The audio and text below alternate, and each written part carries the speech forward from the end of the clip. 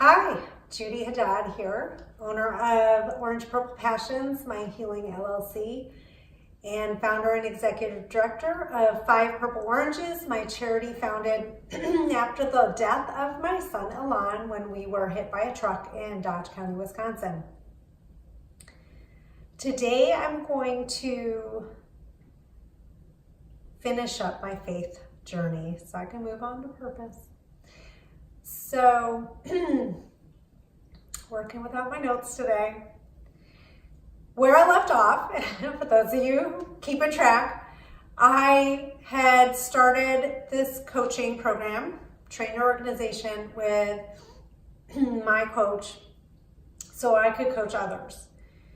And as I was doing the coaching, you have to then coach others for free to get certified.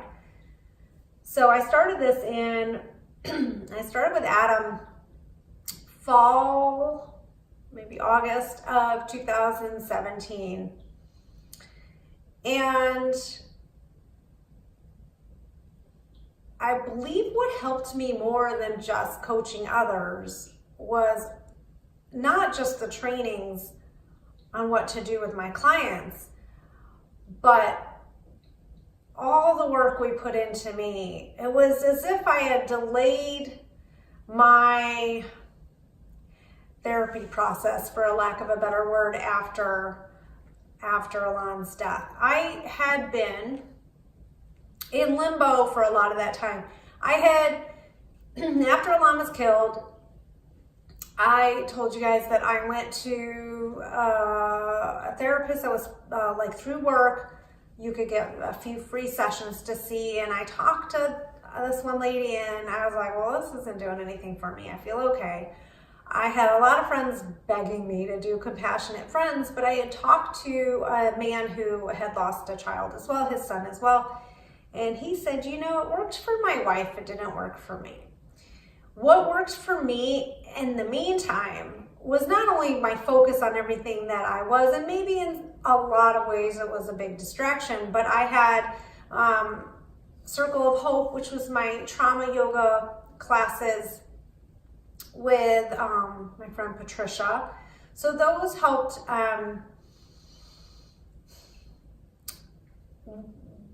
She would have a topic about trauma, and by the time I started, I had moved through the trauma part where I was finally realizing that this is reality. So when I started with her, I was, okay, this is reality. And I noticed that I was able to help people as I shared my story, and I could get a lot from that. And then I loved doing my yoga anyway. And then I also had a friend that just, everything dark, that friend got everything. That was my sponge. So in many ways, that was my therapy. Coaching is very different than therapy. Coaching, well, this is how I approach it when I coach you. Therapy, you're paying someone to listen to you talk.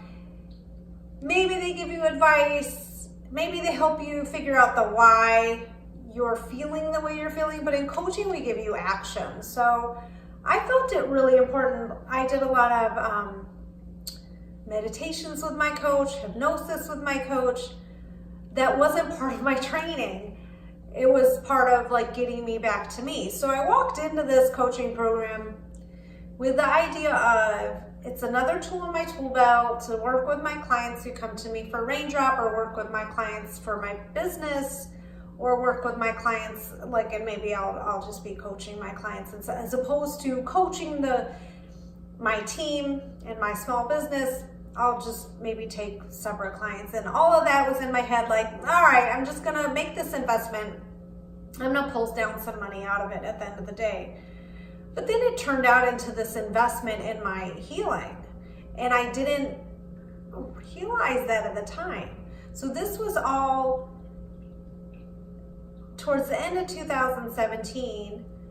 And by 2018, I realized that this was all I needed.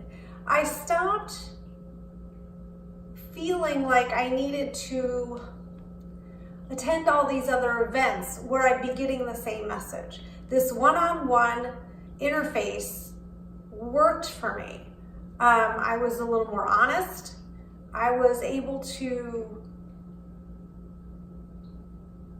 focus on the messages I was receiving from the universe. And it was really through this coaching that I was able to make these decisions to work towards my purpose. And it was like a hard slog. I had a real tough time with the financial aspects of it, but I look at it this way. At the end of the day, if I'm achieving anything healing, I'd been on this journey for faith.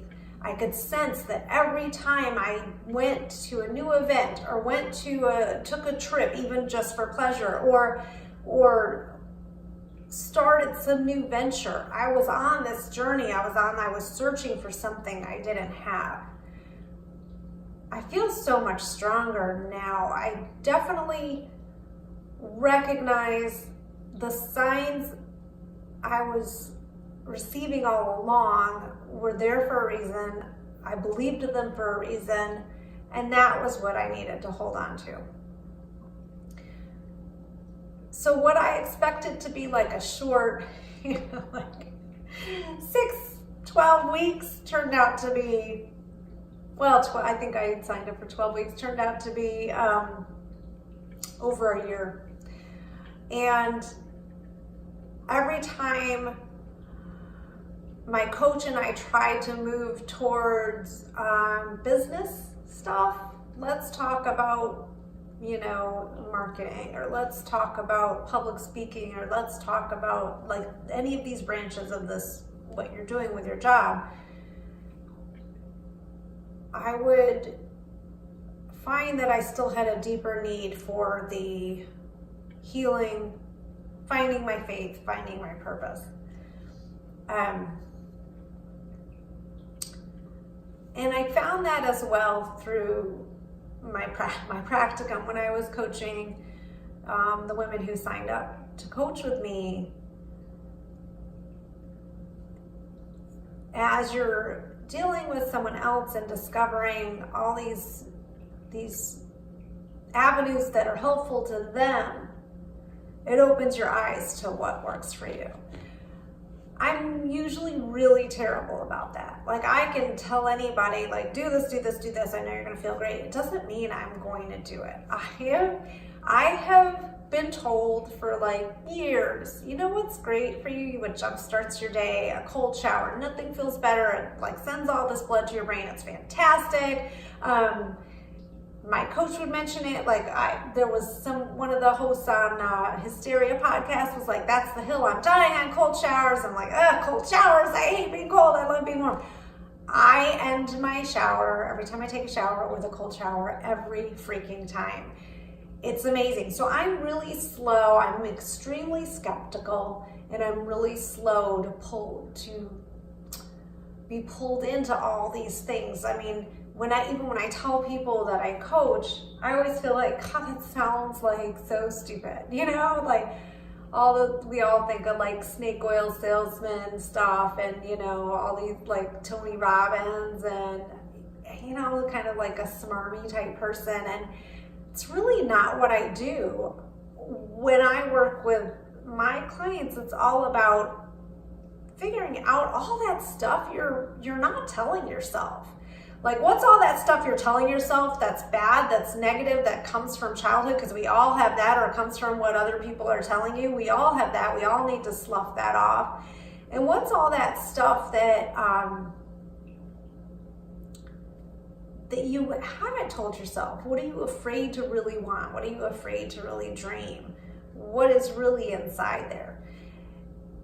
And I had this lightness of being after Alon was killed, that, well, okay, that's the worst thing I'm going to experience. So now everything else is cake. So if that's the case, then, I can let go of anything, any attachments to anything. And I I laugh when I look at, I had a friend ask for old pictures of me, a couple friends actually, and I laugh when I look at those pictures because I know that wasn't me. Like I was me with a lawn, but I wasn't me. I was really truly myself when I was younger, which is unusual for a lot of kids, teens, young adults, because there's so much societal pressure to be somebody else. And for a while, I was really truly myself. And then I can see the arc where I just was no longer me. And then I had a lawn, and inwardly, I was coming back to me. But outwardly, I didn't look like anything that I knew myself to be. So I get that I have the crazy hair and the bright makeup and, you know, the not always practical clothes, though today I'm dressed for the weather. That's really me. That was always been me, and it just wasn't